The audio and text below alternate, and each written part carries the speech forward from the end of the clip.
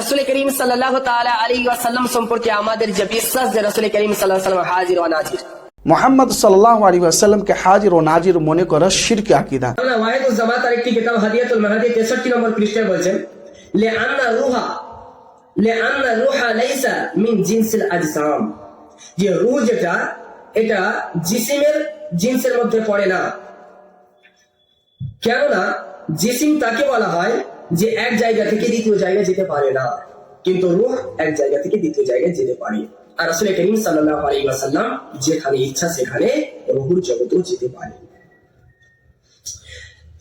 এখান থেকে সে হাজির নাজির প্রমাণ করেছেন।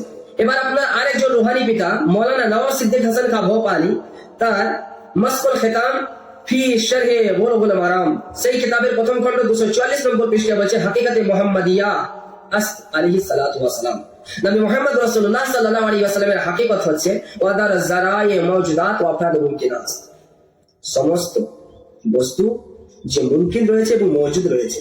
বাস হযরত দার জাওয়াতে মুসাল্লিয়ান মওজুদ ও হাজির আছে। বাস রাসূল করিম সাল্লাল্লাহু তাআলা আলাইহি ওয়াসাল্লাম সমস্ত নামাজির জাতের মধ্যে উপস্থিত এবং হাজির রয়েছে। লাগান আপনার এই দুজন রুহানি পিতাকে মুশরিকের ফতোয়া লাগান, এদের যেটাই আকীদা শিরকি, তাহলে আপনার রুহানি পিতা শিরক মুশরিক হবে। আর অনুরূপ কথা শাহ আব্দুল হক মুহাদ্দিস যাহিরি রাহমাতুল্লাহি তাআলা আলাইহি তার আশরাতুল লুমাত শারহ মিশকাতের মধ্যে স্পষ্টভাবে বলেছেন। আপনি যে কিতাবগুলো থেকে দলিল দিচ্ছেন সে কিতাবগুলোর নামগুলো তো ভালো করে আপনি বলতে পারছেন না। আগে সে কিতাবগুলো ভালো করে দেখুন, মুখস্থ করুন, তারপরে আমাদেরকে সে সম্পর্কে জ্ঞান দিতে আসবেন। চলুন এবার আমরা আপনার অভিযোগের জবাব দেব। মাওলানা ওয়াহিদুজ্জামা সে শিয়া হওয়ার পরে অনেকগুলি কিতাব লিখেছেন, তার মধ্যে একটি কিতাব হচ্ছে হাদায়াতুল মাহদি। শিয়া সম্প্রদায়ের কিতাব নিয়ে আহলুল হাদিসের কাছে দলিল হিসেবে পেশ করছেন, এটা আহলুল হাদিসের নিকটে গ্রহণযোগ্য না। 2 নম্বর হচ্ছে সিদ্দিক হাসান খান ভোপালী, তার কিতাব মিশকুল খিতাম শরহ বুলুগুল মারাম।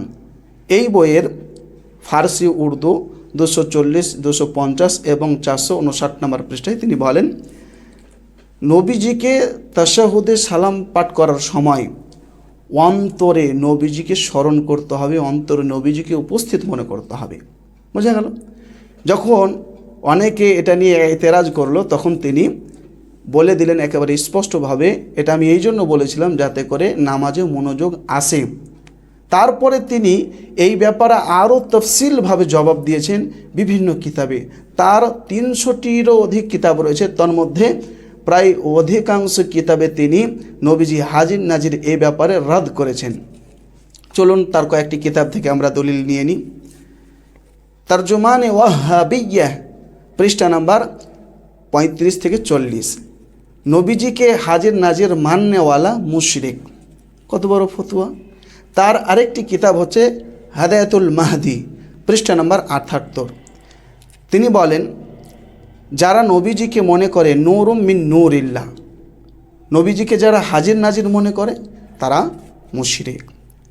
তার আরেকটি কিতাব হচ্ছে ইকলুলুল কিরামা ফি তিবিয়ানি মাকাসিদিল ইমামা পৃষ্ঠা নাম্বার 108, 110, 115, তিনি বলেন যারা নবীজিকে হাজির নাজির মনে করে তারা দিনের ব্যাপারে গুলু করলো, আর শরীয়তে গুলু করা হারাম। আল্লাহ তাআলা বলেন লা তাগলু ফি দীনিকুম, দিন ইসলামের ব্যাপারে তোমরা গুলু করিও না।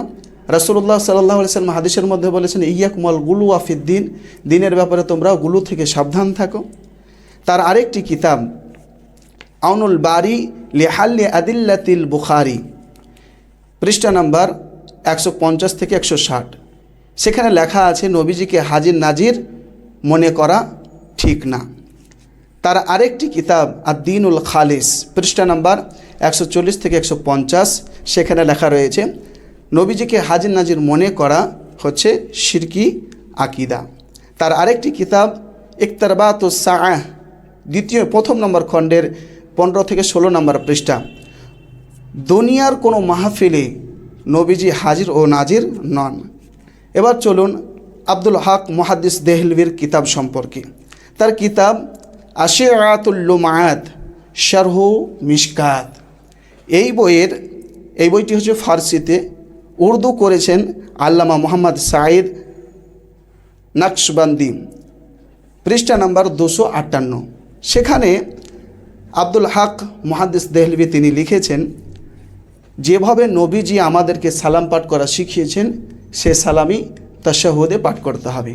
বোঝা গেল? নামাজের বৈঠকে পাঠ করতে হবে। তবে কালা বাদুল আররাফিন, বাজ আররাফিন মানে কিছু সুফিবাদী লোক বলেছে যে তাশাহুদ পাঠ করার সময়, তাশাহুদে সালাম পাঠ করার সময় নবীজির ওপরে তখন নবীজিকে হাজির নাজির মনে করে পাঠ করতে হবে। এটা হচ্ছে সুফিবাদীদের কিছু লোকের কথা। শাহ আব্দুল হক মুহাদ্দিস দেহলভী তিনি এ কথা বলেননি। জি হ্যাঁ, তাহলে কত বড় মিথ্যাচার দেখলেন তো। ছি ছি ছি, আপনাকে লজ্জা লাগে না মিথ্যাচার করতে? সাবধান হয়ে যান, আল্লাহকে ভয় করুন।